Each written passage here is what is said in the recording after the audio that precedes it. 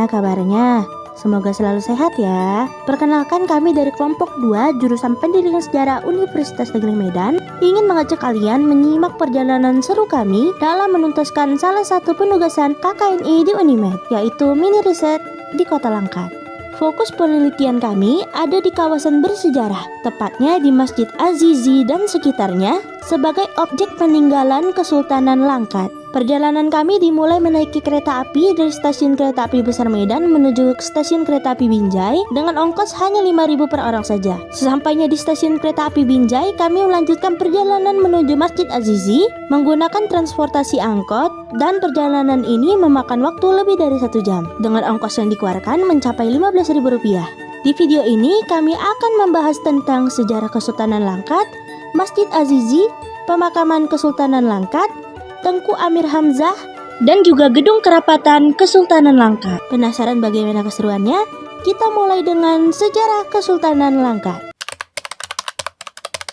Kesultanan Langkat merupakan salah satu kerajaan Melayu di pesisir timur Sumatera, tepatnya di Kabupaten Langkat, Sumatera Utara. Kerajaan ini didirikan oleh Dewa Syahdan pada tahun 1568 setelah melarikan diri dari serangan kerajaan Aceh. Langkat sempat berada di bawah pimpinan kekuasaan Aceh hingga abad ke-19.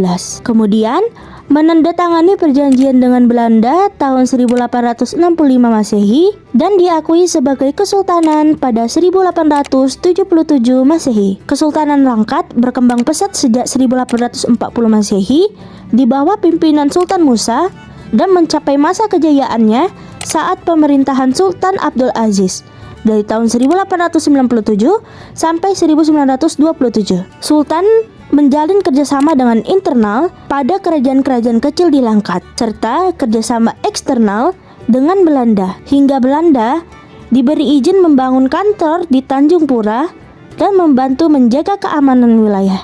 Dalam bidang pendidikan, Sultan Abdul Aziz membangun Masjid Azizi sebagai pusat ibadah dan pendidikan. Ia juga mendirikan maktab atau sekolah agama dan mendukung pembukaan sekolah Belanda yang kemudian menjadi HIS atau Holland Indonesian School. Langkat pun melahirkan tokoh-tokoh terpelajar yang paling terkenal seperti Tengku Amir Hamzah. Langkat dikenal sebagai kota Islam karena pengaruh kuat ajaran Islam, terutama dari tarekat Nasabariyah yang dipimpin Syekh Abdul Wahab Rokhan. Partisipasi Sultan dalam tarekat ini memperkuat keislaman masyarakat. Dari sisi ekonomi, Kesultanan Langkat mengambil kemajuan besar, terutama dari perkebunan karet, tembakau, dan dari kilang minyak di Telaga Said dan Telaga Tunggal. Konsesi-konsesi ini menjadikan Langkat menjadi salah satu kerajaan terkaya di Sumatera Timur. Masjid Azizi merupakan salah satu bangunan bersejarah yang masih berdiri kokoh di Tanjung Pura, Langkat. Pasca revolusi sosial tahun 1946, masjid ini menjadi simbol kejayaan Kesultanan Langkat pada masanya.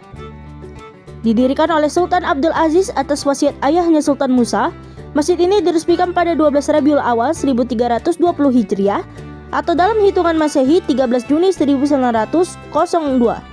Sebelumnya di lokasi tersebut berdiri rumah suluk dari kayu sebagai tempat ibadah dan belajar agama Islam. Seiring berkembangnya tarekat Nasabaniyah di wilayah itu, pembangunan Masjid Azizi sepenuhnya dibiayai oleh Sultan Abdul Aziz sebagai bentuk penghormatan terhadap ayahnya. Dengan total biaya kira-kira Rp400.000 dan upah kontraktor Rp200.000. Arsiteknya berasal dari Jerman bernama J.D. Langeris dan proses pembangunan memakan waktu 18 bulan. Material pembangunan diangkut menggunakan 80 kereta lembu dari pelabuhan dan bandara setempat. Pemakaman ini berlokasi di Tanjung Pura, Kabupaten Langkat, Sumatera Utara. Disinilah para raja, sultan, dan keturunan bangsawan termasuk para tetua seperti Tengku Amir Hamzah dimakamkan. Banyak tokoh-tokoh yang dimakamkan di pemakaman Langkat ini.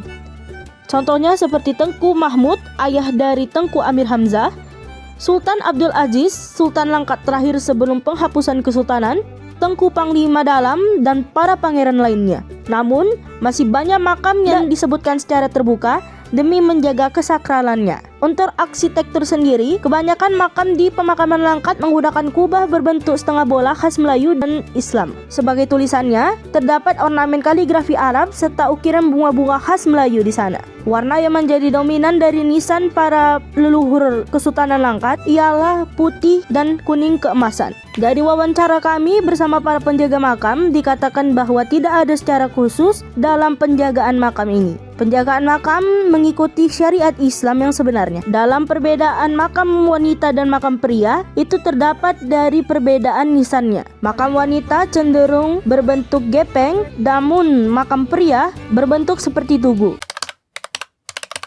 Tengku Amir Hamzah adalah seorang tokoh pahlawan nasional sekaligus sebagai sastrawan dan penjaga baru. Lahir di Kabupaten Langkat 28 Februari 1911, bernama lengkap Tengku Amir Hamzah. Beliau lahir di kalangan keluarga istana Kesultanan Langkat.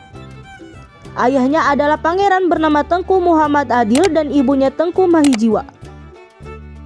Makamnya kini berada di Kompleks Masjid Azizi, Tanjung Pura, Langkat. Semasa hidupnya, beliau aktif dalam dunia sastra dan perjuangan kemerdekaan.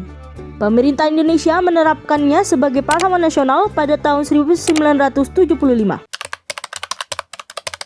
Gedung kerapatan ini dibangun tahun 1905 di bawah kepemimpinan Sultan Abdul Aziz Abdul Jalil Rahmat Shah. Sultan Abdul Aziz memimpin Kesultanan Langkat dimulai 1893 sampai 1927. Setelah Sultan Abdul Aziz meninggal, maka tahta Kesultanan Langkat dialihkan ke Sultan Mahmud Abdul Jalil Rahmat Shah. Di masa kepemimpinannya, gedung kerapatan ini pernah dibom oleh Jepang tahun 1943. Gedung kerapatan ini berdekatan dengan Masjid Azizi di Tanjung Pura, yang merupakan areal pemakaman Kesultanan Langkat. Saat ini, gedung tersebut sudah menjadi museum daerah Langkat dan ditetapkan pula sebagai cagar budaya. Baik teman-teman, penjelasan akan gedung kerapat tadi menutup perjumpaan kita di video ini. Semoga kalian sehat selalu dan sampai jumpa.